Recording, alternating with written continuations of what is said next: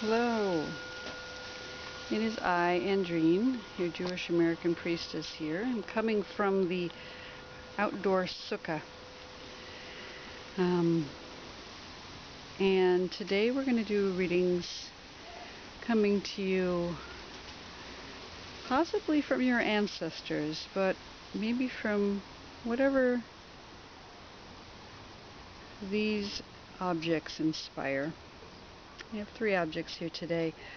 The first one is this fishhook.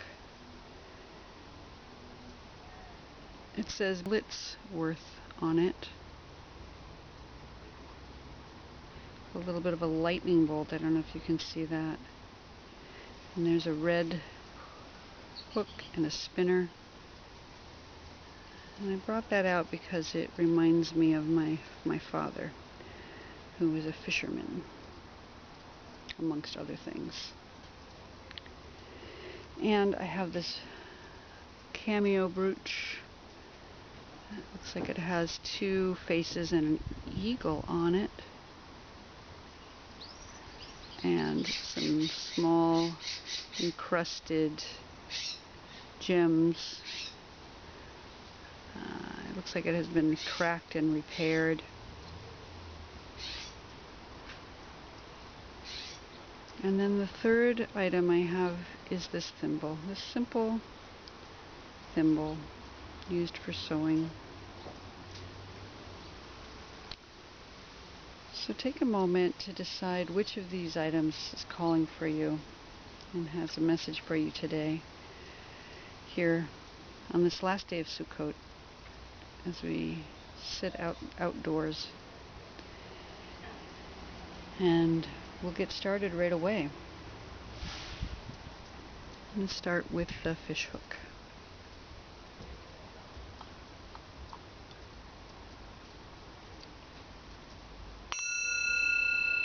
So for those of you who chose the fishhook today, it is still on a piece of monofilament. It is, it's got this shiner spinner on it to attract the fish. Like I said, it says Blitz 1, and then a lightning bolt, and then the word worth on it.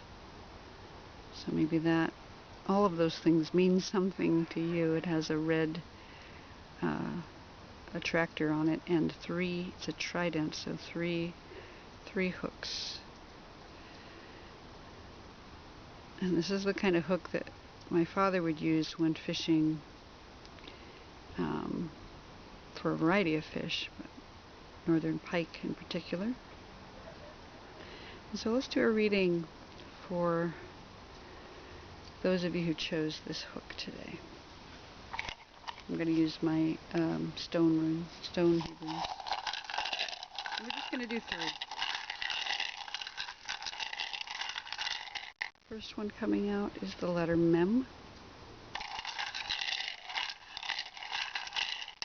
Second is the letter Yud.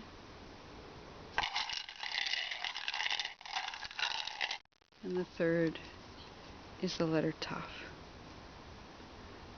Alright. So the letter Mem, which is the central issue coming up today, is about, it's one of the mother letters. It is the letter that represents water. This is very appropriate for the last day of Sukkot, where we're asking for water to be delivered to us in the northern hemisphere during this raining season. We've been shaking the lulav and the etrog every day. Here's my lulav, which we saw in the last video, and asking for rain. And if you listen, when you shake it, it sounds like rain. And I can hear the winds picking up now, and hopefully rain's coming soon. It's been a very long time without rain where we are. And Mem also represents a gestation. It looks like a container that has an opening at the bottom like a womb. So it can speak to gestation in the body. It is the number 40, which is the number of weeks of gestation in the human body. And it is also said that Torah is like water. I'm reading a book right now called God is Here, which talks about the metaphor of God as water, that we are made of it, that it is all around and it sustains us. So that's what's up right now, is this idea of gestation and water being sustained in the desert by the magic well. It's the belly in the body, and it is the wet season in year, in time. So it is the 13th letter of the alphabet. So it has to do with like the 13 attributes of the divine as well. And the direction below in the celestial temple, below is where the waters come from, and they are separated from the waters above in the beginning story, which we read in Breshit next week. So Mem is our central issue. Again, calling in the waters, gestating something, perhaps our belly in the body. And what's going to be useful in this time right now is the letter Yud. And the letter Yud is the first letter of the divine name. It is the Yud He Vav He. It is the smallest letter, so it is this particle that makes up all of the universe like an atom. And it is the number 10, and 10 is the manifestation, ultimate manifestation of the number 1. So it is that about oneness. It's about that one point out of which all of the universe was created during the Big Bang, that the divine contracted themselves down into a single point and then were able to expand outward infinitely in all directions. And so this idea of tzimtzum, that contraction to a single point, making of space so that all things can come. So that's the thing that's going to help us in this time of gestation, knowing that the one is here with us, the divinity is with us, and that we can focus on that one thing. It's also like a seed, and maybe also like a sperm, since we're talking about wombs here, that it is that seed that is planted within the womb. So, and knowing that the divine is here in all directions. It has to do with sexuality in the foundations. It is also, Yud is also the first letter of the word Yad, which means hand. So action in the body, doing and making. And it speaks to all things 10, so the 10 plagues, the 10 Sephirot, the 10 commandments, and the 10 inscriptions of the void that we are spoken about in the Sefer Yetzirah. So it's about creation, about inscriptions, it's about power. And when we bring it down in Gematria, it's about one. It's about the oneness, because 10 plus 0 is 1. So we can focus on that oneness right now. And the thing that we need to look at, that we might have some concerns about, or that isn't serving us right now, is the letter Tav. And Tav is the last letter of the Hebrew alphabet. It's the seal on the alphabet. It's the symbol that is the end point. It's a completion. And it has to do with judgment. Some say that is a dalet and a nun, which spells din or dan, meaning judgment, or a judgment. So maybe we're concerned about judgment. Maybe we're concerned about whether what we're gestating is worthy. And since we have the word worth on this hook, it makes me wonder if that's what's coming up, that we're concerned about our worth, whether there's value in the thing we are gestating, and whether, you know, this is the end of the thing that we're doing. Tav is about sovereignty and slavery, so it does have to do with worth, what we feel we are worth, and whether we are worthy in the world to have sovereignty within our own selves, or whether we need to revert to being slaves right now. And if we have those fears and concerns, we can bring ourselves back up to this time of gestation and just wait. Don't have to do anything right now. Right now we're in this gestation phase where we're waiting, and we're trusting that the one that contracted themselves in order to make space for all things is here. It's here within us as a seed, and that whatever it is we're gestating will be worthy in the end, that we have this worth, that there is this ability to trust in the oneness of all things, in the multiplicity, that we can rely on those 10 Sephirot, the emanations of the divine, to sustain us through this period, that we can turn to the 10 Commandments or some kind of Torah that will lead us through this difficult time, this time of gestation, that we don't need to be afraid of judgment or the ending of a thing. That the ending of one thing is always the beginning of another thing. I heard a story this weekend about a pair of twins in the womb, one of whom says to the other, "I can feel the earthquakes and everything is coming to an end. I know this is the end." And the other said, "But how do you know what's out there? We don't know what's out there. This may be just the beginning." So that's something to think about. That maybe this is the end of a thing, but it may be the beginning of a new thing. That seems to be what this reading is saying, that something may be coming to an end, or we may fear that something is coming to an end, but while we're gestating in the womb, we can't see what's on the other side.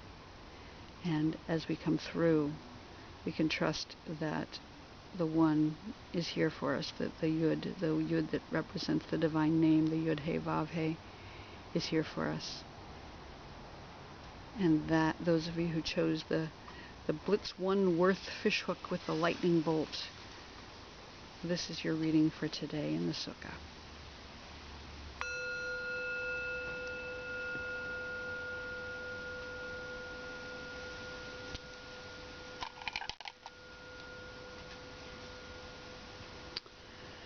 And for those of you who chose this Cameo Brooch with the two faces and the eagle, the gems all around the edges, and that has been broken but has been repaired, this is your reading for today from the Sukkah. I'm going to pull out 3 letters. Put them in a little different configuration today. Central issue coming out is the letter Tav.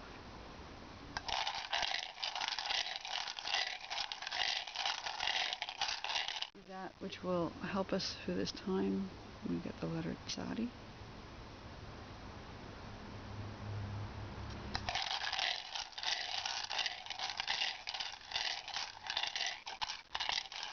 And the challenge in our situation is the letter Chet.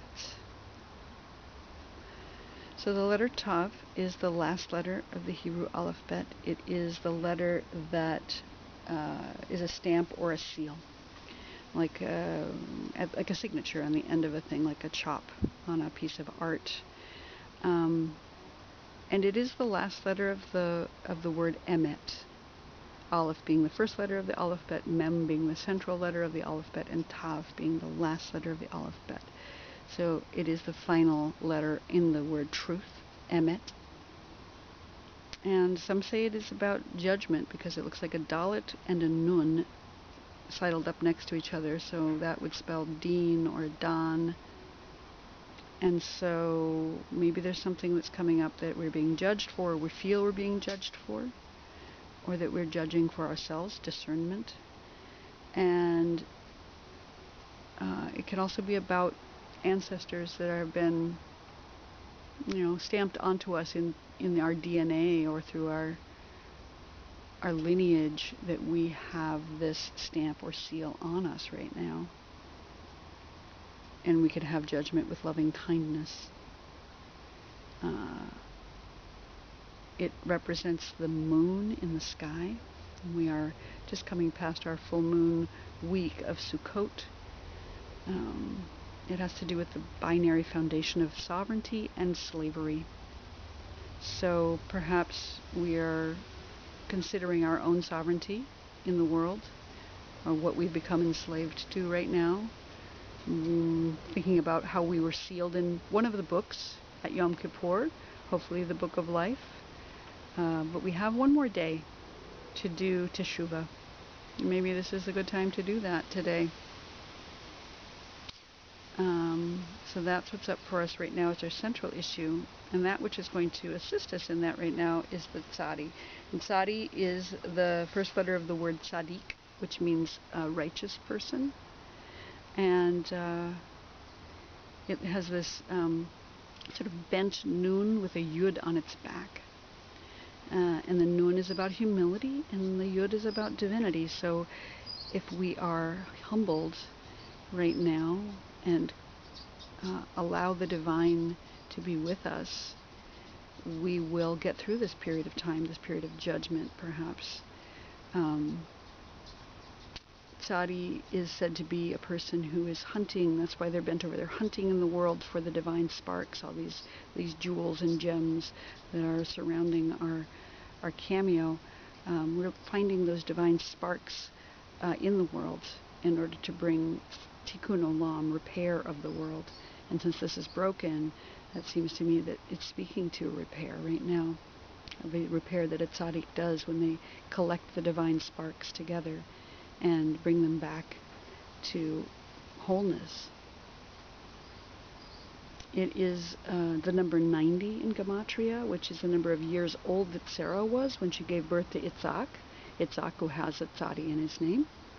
And so it can be about blessings coming to us when we are older, or from our elders, perhaps, since we are in the Sukkah and we have been inviting in the Ushpizin all week.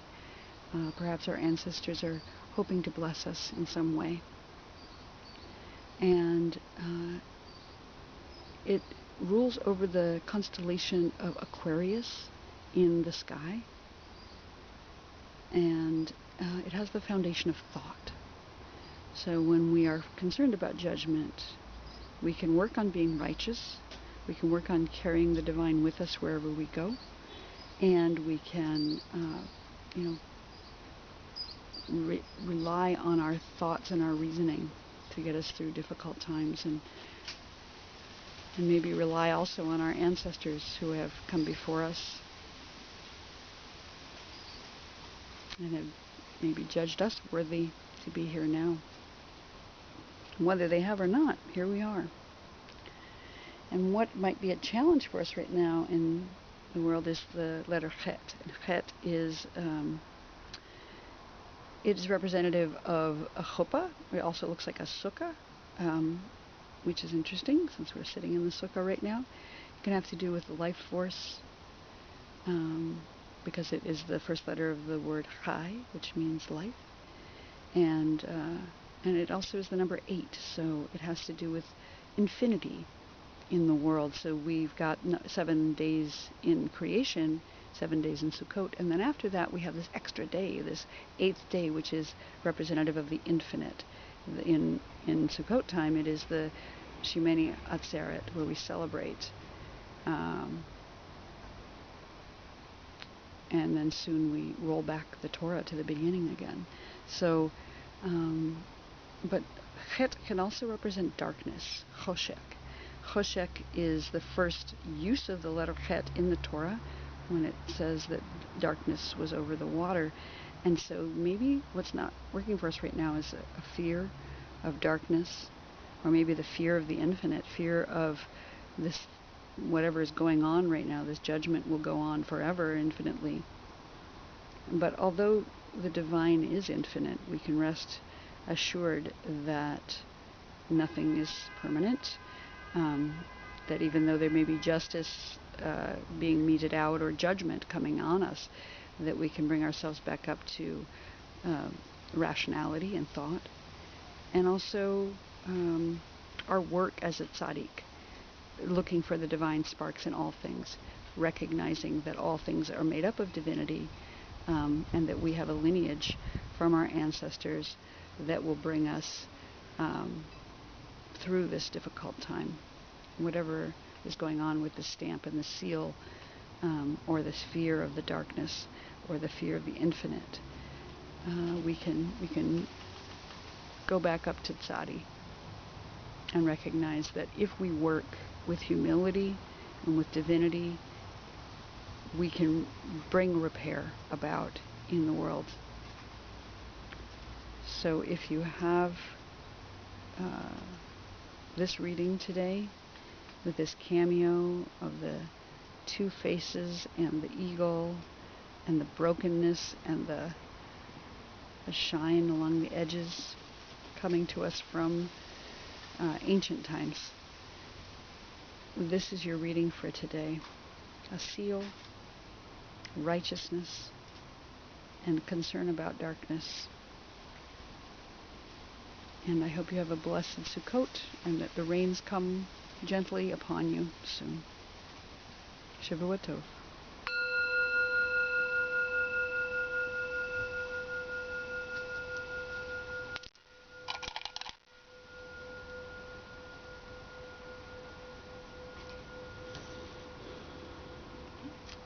And for those of you who chose the thimble, this is your reading. The thimble is a tool that's used in sewing, particularly hand sewing. If you're stitching, you might use it to push a needle through some heavy cloth. Is to protect. This one's made out of steel. And it's an old implement used for hand sewing, and some people still use them. And this is your reading for today. I'm pulling out 3 Hebrunes today, in a slightly different configuration. Our central issue today is the letter Zayin.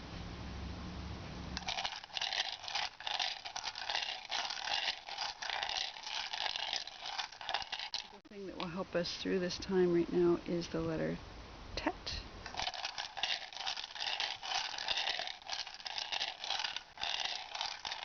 And the challenge for us right now is the letter Lamed. Okay. So the letter Zayin is a sword or a scepter. It has to do with power. It is the 7th letter of the alphabet, so it has to do with the Shabbat bride. It has to do with the completion of creation. And we're on the 7th day of Sukkot, so it's the completion of Sukkot. It has to do with, again, sovereignty because of the scepter, and survival because of the sword. 7 has a lot of magical things affiliated with it, including Shabbat itself, the Shemitah, which is a 7-year cycle, Sukkot, of course, which is a 7-day cycle, the Jubilee year, which is a 7 times 7-year cycle, and the Omer, which is 7 times 7 weeks. So there are 7 different ushpizin that we invite in to the Sukkah over the course of the week, and traditionally they are the masculine patriarchs: Abraham, Isaac, Yaakov, Moshe, Aharon, David, Yosef. But we also have feminine ushpizot, I guess, that we invite in to the Sukkah. the matriarchs of Sarah, Rivka, Rebecca, Leah, Miriam, Ruth, and I like to invite in Dinah sometimes. And there are other feminine matriarchs that people bring into the Sukkah as well. It is ruling over the constellation Gemini in the sky, and it is also about the foundation of smell. So in this harvest time, we may be smelling our apples and our pears and our grapes as they come into harvest and ripen. It is affiliated with the tribe of Zebulun, who is the tribe that is about business. It's about commerce and trade. And it speaks also to the 7 Sephirot, the lower Sephirot, that are divine emanations that we can access. Chesed, Gevura, that's love and boundaries. Tiferet, beauty and balance. Chod, which is glory and humility. Netzach, which is about endurance. And then Yesod, which is foundation. And Malchut, which is sovereignty. And Shekhinah, Malchut and Shekhinah are interchangeable. They represent the divine presence in the world. So all of those 7s are represented in the Zayin. And what will help us through this time where we're in right now with the Zayin is the letter Tet. And the letter Tet is a vessel. It is a container, a basket, some say, or possibly a cup. And it's the first letter of the word Tov. So it's about goodness. Tov means good. And it's the number 9, so it can represent the 9 months of gestation. So it's a vessel that might hold a child or some kind of idea that you're about to birth. But it hides goodness within itself. So when we are going through this time of cycles of 7, we may want to consider what's good in that. What is good in the world? What is good in us and what's good in the world right now? What's good in the ideas or the gestation that we have going? What is good in that thing that we are creating with our thimble? What is the thing we are stitching together? It represents the constellation Leo in the sky, and the idea of renewal and the foundation of taste. So as we've got smell here, we also have taste. So maybe rather than just smelling the fruit, maybe we need to taste it a little bit and see what is good in the world right now. And the challenge we're running up against is the Lamed. And Lamed is the letter that reaches up above the line. It is that idea of elevation, that reaching toward divinity. It's the first letter in the word heart, Lev. So it's like the heart is reaching up for connection with the divine. And so perhaps right now, it's also the month we're in. It's the month of Tishrei. It's affiliated with and the constellation of Libra.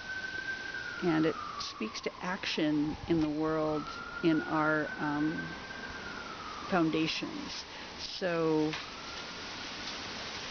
perhaps we have some concerns or challenges around our heart right now. Maybe our heart has been broken, or perhaps we are trying to find connection with divinity right now. And as we do that, if we have some concerns about our heart, whether our heart is lofty enough or whether we are doing what we need to do to find the connection with the divine, owning our power and our sovereignty, finding our luck in the world, we could move back up here to recognizing the good in all things, the goodness in the world, the goodness in the fruit and the smell of the fruit and the taste of the fruit, and not worry about action so much right now, not to have to worry about doing, but just resting in our power, resting in our sovereignty, resting in the goodness that exists in the world, and stitching together that which we need to create right now in this gestation period. But again, owning our power. Being here for those cycles as they come and go around, because everything comes and goes, as we know. And for the thimble that we can use to protect ourselves, it's stitching together those things in our lives that need to be stitched together in order to find the power we need, in order to create what we're creating, to find the goodness in what it is we're creating, and not to be too wrapped up in action or too afraid of our heart, or this time period right now, Tishrei, which is where we are in the calendar, a new beginning. Are we ready? Or do we have the heart to go forward? We do. We have the sovereignty. We have the power to do that. We have new ideas and gestation, goodness coming out. And for those of you who chose the thimble, this has been your reading for Sukkot in the Sukkah. Thank you for joining us today, and I hope to see you in the future. Shavua Tov.